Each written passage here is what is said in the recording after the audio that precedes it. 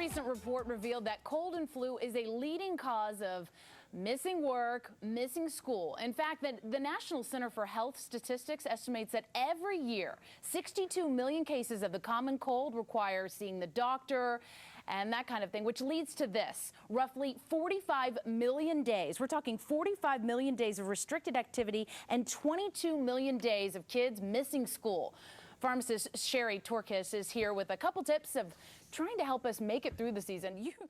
I want to make sure we talk about nasal washing as well. Yeah, because we're also we're talking about being healthy. We know we need to eat all these things, but this is also something. I mean, people go through the sinus infections, the sinus headaches, and I think it's becoming even more popular. Is this different than any of the others you usually see? Well, you've heard of the neti pot, right? Which neti pot, or the other one. You put it in one nostril and it cleans out the other. Well, this was actually developed by a pharmacist, and this is fairly new. It's called Alkalol, and you'll see this at various pharmacies. You have to ask for it. It's behind the counter. So how does this one work? Can I open it? Yeah, open it up, and I'll show you how it works. Different. So you have a solution which contains various botanicals, essential oils.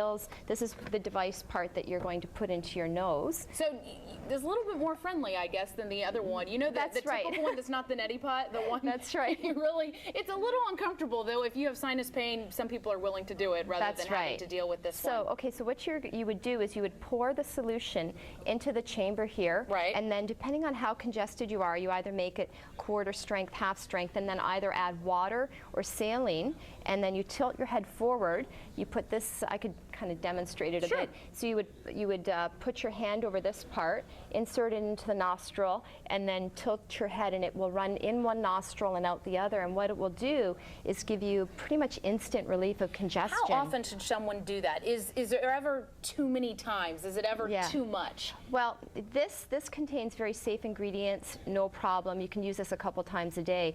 If you're talking over-the-counter decongestant sprays that have medicinal ingredients, those you have to use short-term and only a couple times a day because there are side effects.